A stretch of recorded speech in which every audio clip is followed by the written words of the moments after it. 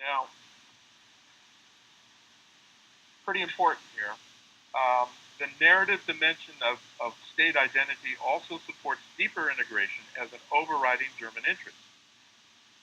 Here, both the negative pre-war and positive post-war narratives played a central role. Kohl repeatedly insisted that European integration remains the best antidote to the nationalist rivalry that plagued Europe before 1945. The drive, and that drive for political union, he intoned on many occasions, was a question of war and peace. His protege is Angela Merkel, who also came from Eastern Germany, where she was a refugee and migrant within her own country because she was not permitted to participate in West Germany's economic miracle. She could only participate in becoming what this armband says, which I picked up in Berlin in 1990s, a helper of the state police. The problem here is that she is Kohl on steroids, if you will, because the only reason that East Germany could unify was under this umbrella of a Europe whole and free. So of course she has stayed by her guns, and I think this is an important background and context to the current elections, and what she has said in all four terms, or all three terms, the fourth one yet to be determined. There were two examples of where Germany didn't follow just the Europe whole and free, and a couple of decisions, two major instances where they went more nationalist than multinational. And that was the Federal Republic's decision to recognize Croatia and Slovenia in December of 1991 during the Yugoslav Civil War. And the second one was the German decision to say no to the United States invasion of Iraq in 2003. That was also a no that came from France. I don't think Germany would have said no if France had said yes, but they coordinated. It's pretty clear.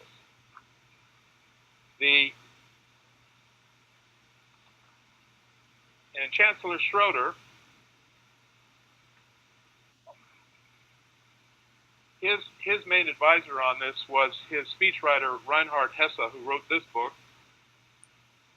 And this book is called Ground Zero, and I'll translate, The West and the Islamic World Against Global Jihad.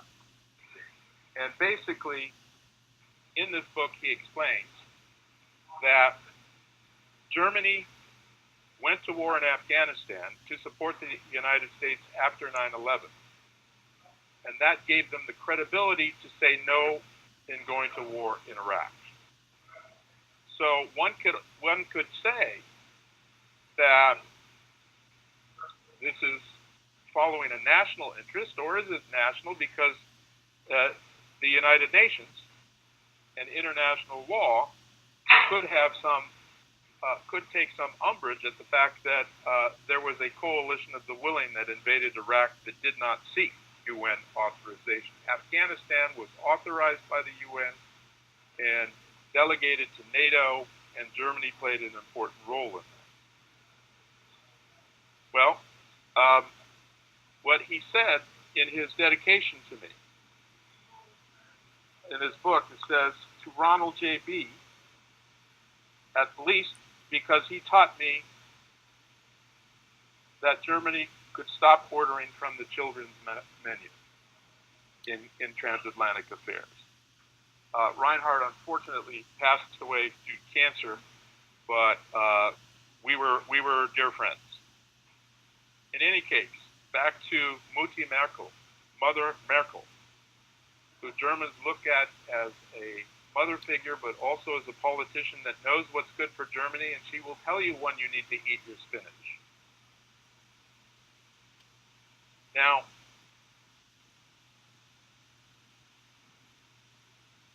two issues have caused the most grief in the elections for her, and the EU bailout of Greece, using Germany as an ATM for non-working Southern Europeans, and migrants and refugees being the second issue, following the 2011 civil wars,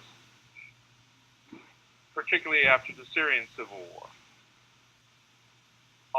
On the EU and bailout, she stated, we have no alternative on accepting 1 million refugees, mostly from the Middle East. She said, we can handle it.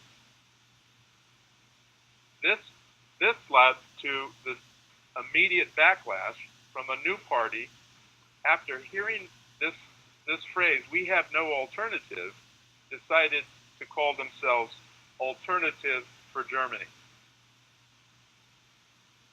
An anti-EU and anti-immigrant far-right party now with 94 seats in the Bundestag. I could see this problem as early as 2013 when the Robert Bosch Stiftung supported me going to a roundtable in Berlin and Frankfurt and Strasbourg. I visited the European Central Bank, which basically is the institution that has to organize bailouts and help Germany bail out Greece on several occasions. And I also went to the German Central Bank that had a totally different view of the situation. They thought Germans should have to vote on whether or not they continued giving money, and they saw this as harming the German taxpayer. That's a more nationalist approach, but you could see it in the financial institutions, both of them located in Frankfurt. Why? Because Germany is the engine of growth in the European Union and the strongest economy. So what I heard at the German Central Bank was that the political vision of Europe, which I explained from Kohl and Adenauer, is carried on through Merkel, did not and does not measure up to the economic realities on the ground. So that political vision is now going back to the national concern about where's the money. When the economy goes south, you start picking on people that are not part of your group. What are those? Refugees, migrants. Gee, we don't have that problem in California. Yeah, right. Or in New York, for that matter. When the economy goes south, we blame immigrants. And that is also starting to come to the fore in Germany because they feel their money has been going towards nothing that is a long-term solution that will benefit them. That's a problem for the European Union.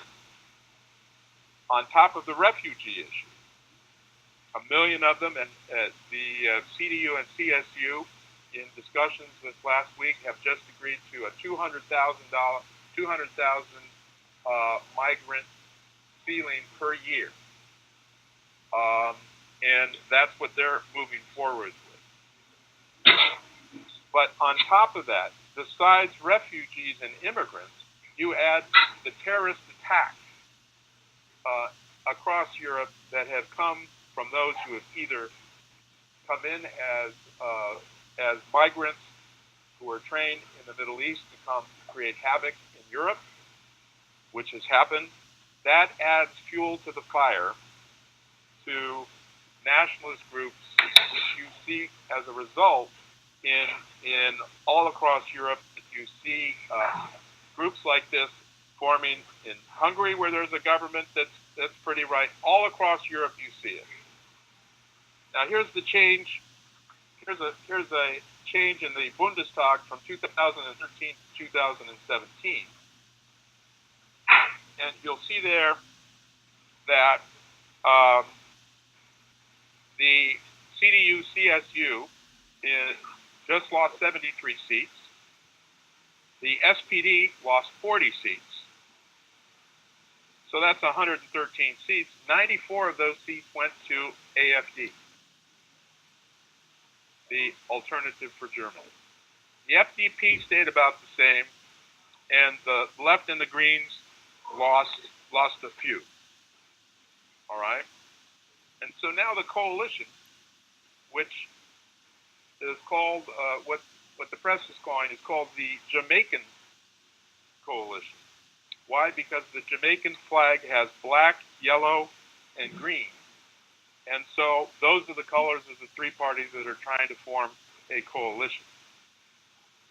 If you will, you could call Angela Merkel the Aryan Rastafarian. But whether or not it works, we'll have to see. Because what's the main issue? Immigration. For the Greens, it'll be climate change, but for the FDP, it will be the cost of immigration and the cost of bailing out other countries like Greece. In fact, they're hoping to get a coalition set by, in fact, they're discussing it, well, they're probably sleeping now in Germany, but they hope to get it by tomorrow or early next week. If they do not get it, then the alternative for Germany has been asking for a new election where they figure that they will get more votes and get more seats in the parliament. I do not think Merkel will do that because she's very, very talented in terms of her political maneuvering, and I think that she will find a way to broker a deal, and we will have a Jamaican coalition, a Jamaican coalition government sometime at the very longest by the end of the year. Could be as soon as next week. So if I'm going to conclude so we can actually have some discussion here, rationalist approaches to international relations and foreign policy cannot adequately explain the continuity in German EU policy across the 1990 divide and up through the current election. The collapse of bipolarity between the US and the Soviet Union and German reunification, or unification as I would prefer to call it, confronted West German leaders with new structural constraints. Abroad, Germany emerged a leading power, confronted with new policy challenges in Central and Eastern Europe. At home, German leaders faced new economic and social problems in their efforts to integrate East Germany into an enlarged federal republic. Well, the constructivist analysis does not rule out the possibility of future changes in the direction of German foreign policy. But it does suggest that any future major changes will emerge not only in response to further structural shifts, but also as a result of new conceptions of German state identity. More nationally oriented conceptions of German identity do exist, as we saw in the election, on the margins of German politics, underpinned by contrasting narratives. They don't know what they're going to do in Parliament. All they knew was what they didn't want. So the 2017 elections may suggest a crack in the constructivist armor, with identity meaning more nationalist approaches will be contending within the German Bundestag, suggesting Germany should play a different role. I still find it unlikely in the short term, but it will prove the measure of Merkel's leadership to keep the European vision alive, let alone make it thrive in her historic fourth term. Thank you very much.